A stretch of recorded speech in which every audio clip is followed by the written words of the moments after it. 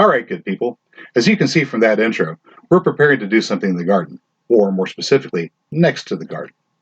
I won't keep you in suspense. This is an Anjou pear tree. Now, we already have Bartlett pears, but I've been wanting to diversify the genetics of our fruit trees, so this little pear tree is getting planted today. In order to promote branching, I want to prune off this central leader here, but I don't know if I want to do it just yet. We'll talk more about that later, but for right now, follow me out to the garden, and I'll show you how we plant trees. After taking some preliminary measurements to determine where I want to place the tree, I begin digging out a hole for the root ball. The hole will need to be deep enough to accommodate the roots, and at least twice as wide. I'm using a tarp to hold the soil that I remove from the hole. This makes filling the hole and cleaning up afterwards much easier. A sheet of cardboard, plywood, or wheelbarrow also work well for this task. I like to make the hole wider towards the bottom. I can't definitely claim that it helps, but I like to believe that it does. After removing the soil, I break up any large clumps and remove any material that I don't want sharing root space with the new tree. In this case, everything looks good. Now let's take a look at how this Anjou pear tree was packaged. For a moment, I consider using my knife to cut away the plastic bag, but then I opt for attempting to remove the twist of wire holding it closed at the top. This tree was packaged and sold as a bare root tree rather than being stuck in a pot for a long time. Generally, I prefer bare root trees because growing in pots tends to train a tree's roots to not expand outwards in search of water and nutrients. Bare root trees also tend to be less expensive since one is not having to pay for extra packing material and the cost of shipping the extra weight. If at all possible, I try to acquire young trees. The longer a tree has been in a nursery setting, the more likely it is to pick up bad habits. Bad growing habits, that is. The environment that I'm planting into is far different from the nursery, and I want my trees to learn to grow where they're planted. The bag gives me some trouble at first, but eventually pulls away, revealing the roots. Don't worry, I went back and retrieved the bag and the wire and disposed of them properly. As you can see, our little pear tree has a healthy taproot and several feeder roots that have not been twisted by growing in a pot. There are even some intact feather roots on the feeders. Next, I add water to the hole, enough to fill it, leaving some room to mix in the soil that was removed previously. Because it's rained recently, the surrounding soil is fairly well saturated. Just a few gallons of water is all that is needed today. Using my shovel, I stir up the sand, silt, and clay that was left at the bottom of the hole when I widened it. This is a good opportunity to observe how well the soil is draining, and make sure that there are no cavities that water and soil could escape through. Sadly, I lost a tree once before because a burrowing creature had made a tunnel through the area that I was planting in. The soil that I used to backfill the planting ended up being flushed down into the burrow, and the tree died from dehydration as its roots were left sitting in an air pocket underground. Taking this precaution allows me to prevent such an occurrence in the future by sealing up any cavities if they're present. Soil is added to the growing mud puddle, with any remaining clumps broken up by hand.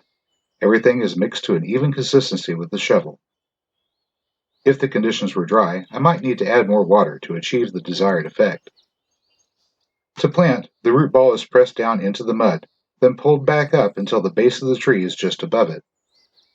While the mud is still somewhat fluid, the angle the tree is at can be adjusted. Happy with the pear tree's orientation, I placed the rice hulls that were packed around the roots all about the trunk to help keep it stable while excess water drains away. If the tree's root system was poorly developed, or the soil was draining too slowly, I might use pruned limbs or boards to keep the tree in place, rather than staking it, as is often done. But from my experience, I know that this Anjou pear tree is nearly as well rooted as it would be if it had always been growing here. The next day, the pear tree is still standing straight, even though it rained constantly throughout the night, and it got very windy. I prepared to add some mycorrhizal inoculant to the root zone of the tree. This is a commercial product that I haven't used before, so I cannot vouch for its effectiveness. I would prefer to use wild captured fungi, but I have not had the chance to get out into the woods yet this year. To help the inoculating fungi get started, I have steeped some grain in a gallon of water. Seeing that the temperature is at or below 80 degrees, it should be a safe environment for the fungi. I'm excited to try out a new tool that I've thrown together, a length of half-inch PVC pipe with a sharp taper at one end to pierce the soil, and a funnel at the top for introducing inoculant to an established plant's root zone.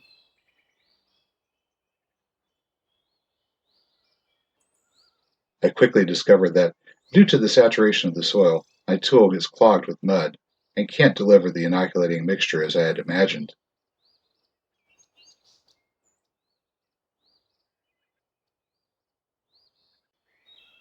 Using a piece of rebar, I poke a few holes to pass the tube through, and then I'm able to inoculate the tree.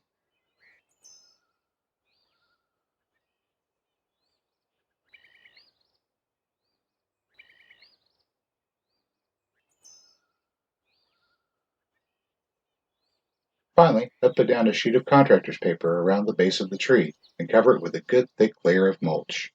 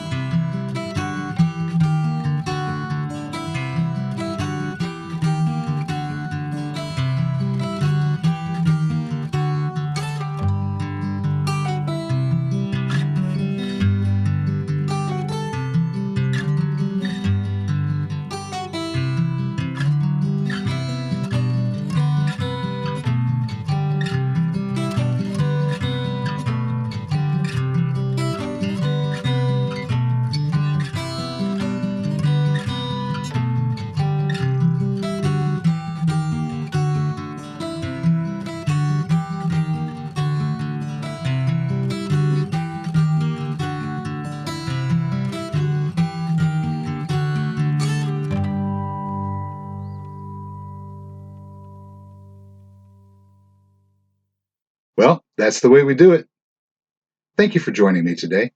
If you found any part of this video useful, please hit the like button, and don't forget to leave comments down below.